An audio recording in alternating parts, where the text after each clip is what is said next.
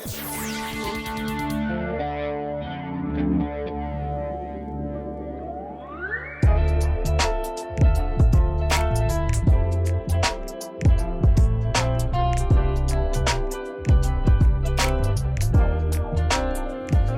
guys, I've got great news for you. This just in, the 2021 Nissan Armada.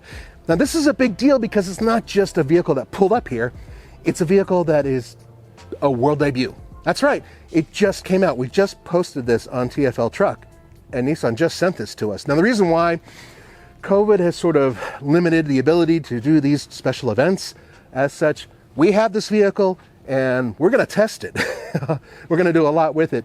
But what I wanted to do today was do a little bit of a walk around, show you all the changes that have happened, mostly cosmetic, and discuss exactly what this vehicle competes against and tell you a little bit about what we're gonna do with it in the very near future. So let's start right here with the front end design. Oh yeah. Hey, that is their new logo. Look at that. I kind of like that. It's kind of high tech and fancy schmancy and huge too. Nissan has gone through a lot of trouble to reinvent themselves, and it all kind of goes right there. You can kind of see that they want to be all new. You know what else is all new? This entire front clip. Everything you see here, pretty much from the windshield and the doors forward, has been redesigned. That's the fenders, that's the front bumper, this new grille, all of this, the hood, all of it has been redesigned. And what they wanted to do was make a much more chiseled machismo style design, and they've managed to do that. As a matter of fact, if you look at the old one, it had sort of a little bit of a swoop to it. It was rounder, softer looking, and it looked a lot like the Nissan Pathfinder, the current one. This looks a lot more like the Nissan Titan. And that's not a bad thing. A lot of people were hoping to get a little bit more of a beefier look to it. But it's more than that. Look at this. Now, aside from the hood, which has been resculpted to encompass this whole thing, look at that. You have this new grille, which looks really beefy. Now, by the way, you may have noticed, this is all black. That's because it's the Midnight Edition, which is their special edition. And we'll go over that in just a moment. But there's more to it, because with this redesign, they've actually gained a little bit off-road. That's right. Approach angle has actually improved. Now, what you're looking at there is an approach angle of 21 degrees. That is a 0.1 increase in approach angle. May not sound like much, but it's something. You know what else is new? Brand new wheel design. These are 20s, and they're huge. Now, I want to take you guys through the rest of this vehicle because there's a lot more going on, but not a whole lot on the side. All of this, the profile, all that stuff is the same. But I wanted you to take a quick peek inside into the back. Let's look in there. And it does have a very good sized third row seat. Why is that important? Well, vehicles in this class, and there aren't that many, they all have a very similar layout. They are a proper SUV. Truck frame and body on top of it. Let's talk about what else is new, and that's right back here. Come on. Everything you see here below this glass is new. This is an all-new design. Once again, they went for the chiseled machismo look. This, just like the front end, all LED. So LED lights front and rear. Brand new Nissan logo right here. All of this is new. All of this is new. In fact, if you go back over here, even this part of the clip, all of it, completely new. Now I'm going to pop open the rear, because one of the things you get here is, well, a lot of loading space. These seats fold flat, big surprise there. 60-40 split in the rear. And if you get the bench seat in the middle, you can fold them all down. And this space is comparable to the vehicles it competes against, which we'll talk about in just a second. But the bottom line here is that this is a proper truck, so it's built for towing. And we will be talking about that in the near future with this vehicle, because Andre will be reviewing it, oh yeah, Tow hitch is hidden under here, and it can tow a maximum of 8,500 pounds. That's not too bad. Let's talk about what makes this thing move. I'm going to meet you over at the hood.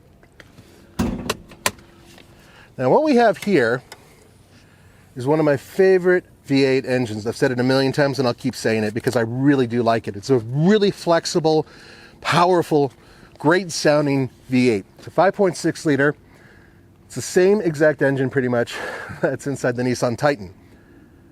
This one puts out 400 horsepower and 413 pound-feet of torque.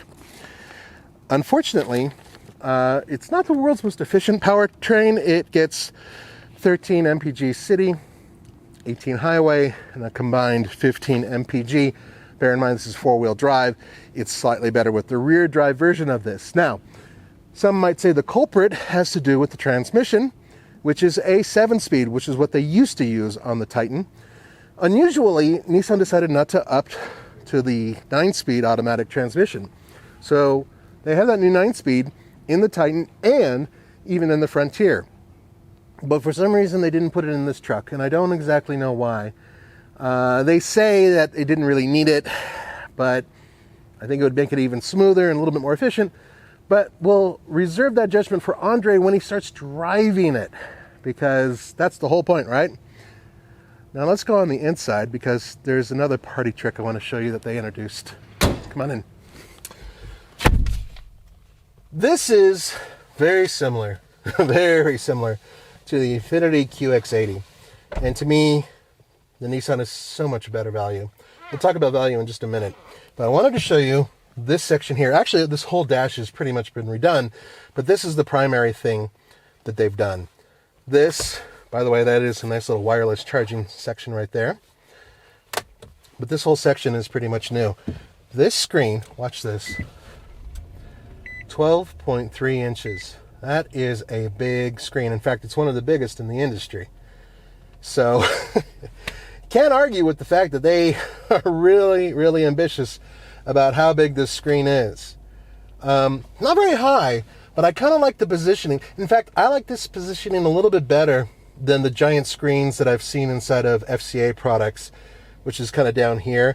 I like being able to just take my eyes off the highway and drop down to here. It makes it a lot easier, at least for me. But what I want to talk about is pricing. And this vehicle currently is one of the best bargains in its class. You can get a Nissan Armada currently for a little over $47,000. That's the base price. So how does that compare to the competition? It undercuts almost everybody. You have the Ford Expedition, that's around $55,000 starting.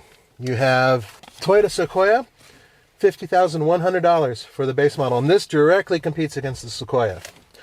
The Tahoe, base price, $49,000, base price. And the Land Cruiser, in case you're curious, $85,000. Technically they compete, but not really. The point is that this vehicle has really good value currently.